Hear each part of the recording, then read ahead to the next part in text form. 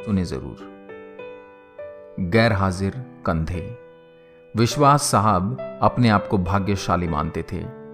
कारण यह था कि उनके दोनों पुत्र आईआईटी करने के बाद लगभग 1 करोड़ रुपए का वेतन अमेरिका में प्राप्त कर रहे थे। विश्वास साहब जब सेवानिवृत्त हुए तो उनकी इच्छा हुई कि उनका एक पुत्र भारत लौट आए और उनके साथ रहे। परंतु अमेरिका जाने के बाद कोई पुत्र भारत आने को तैयार नहीं हुआ। उल्टे उन्होंने विश्वास साहब को अमेरिका आकर बसने की सलाह दी। विश्वास साहब अपनी पत्नी भावना के साथ अमेरिका चले गए, परंतु उनका मन वहां बिल्कुल भी नहीं लगा और वे भारत लौट आए। दुर्भाग्य से विश्वास साहब की पत्नी को लकवा हो गया और पत्नी पूर्णतः पति की सेवा पर निर्भर हो गई। प्रातः नित्यक्रम से लेकर खिलाने पिलाने, दवाई देने आदि का संपूर्ण कार्य विश्वास साहब के भरोसे पर था।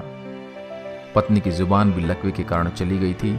विश्वास साहब पूर्ण निष्ठा और स्नेह से पति धर्म का निर्वाह कर रहे थे। एक रात्रि विश्वास साहब ने दवाई वगैरह देकर भावना को सुलाया और स्वयं भी पास लगे हुए पलंग पर सोने चले गए। रात्रि के लगभग 2 बजे हार्ट अटैक से विश्वास साहब की मृत्यु हो गई। पत्नी प्रातः 6 बजे जब जागी तो इंतजार करने लगी कि पति आकर नित्य क्रम से निवृत्त होने में उसकी मदद करेंगे। इंतजार करते करते पत्नी को किसी अनिष्ट की आशंका हुई। चूंकि पत्नी स्वयं चलने में असमर्थ थी, उसने अपने आप को पलंग से नीचे गिराया और फिर घिसटते हुए अपने पति के पलंग के पास जा पहुंची।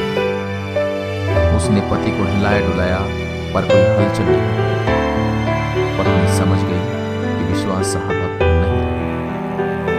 पत्नी की जुबान लकवे के कारण चली गई थी, अतः किसी को आवाज देकर बुलाना भी पत्नी के वश में नहीं था। घर पर और कोई सदस्य भी नहीं था। फोन बाहर ड्राइंग रूम में लगा हुआ था। पत्नी ने पड़ोसी को सूचना देने के लिए घिसटते हुए फोन की तरफ बढ़ना शुरू किया।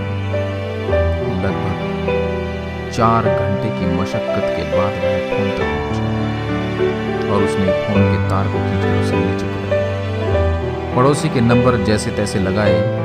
पड़ोसी भला इंसान था। फोन पर कोई बोल नहीं रहा था, पर फोन आया था, अतः वह समझ गया कि मामला गंभीर है। उसने आस पड़ोस के लोगों को सूचना देकर इकट्ठा किया। दरवाजा तोड़कर सभी लोग घर में घुसे।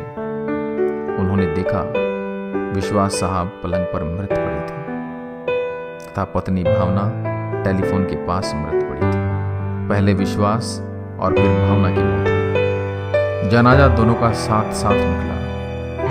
पूरा मोहल्ला कंधा दे रहा था, परंतु 2 कंधे मौजूद नहीं थे जिसके माँ बाप को सबसे ज्यादा उम्मीद थी। शायद वे कंधे करोड़ों रुपए की कमाई के भार के साथ अति महत्वाकांक्षा से पहले ही दबे हुए थे। लोग बाग लगाते हैं फल के लिए, औलाद पालते हैं बुढ़ापे के लिए। कुछ ही औलाद अपना फर्ज निभा पाती है।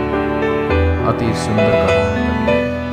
मत शिक्षा दो इन बच्चों को चांद सितारे छूने की। चांद सितारे छूने वाले छू मंतर हो जाएंगे। अगर दे सको शिक्षा तो दो तुम्हें चरण छू लेने की। जो मिट्टी से जुड़े रहेंगे वही रिश्ते निभाएंगे। कृपया इसे बच्चों को जरूर सुनाएं। अच्छा लगे तो अपने दोस्तों के साथ शेयर करें। जय हिंद, जय भारत।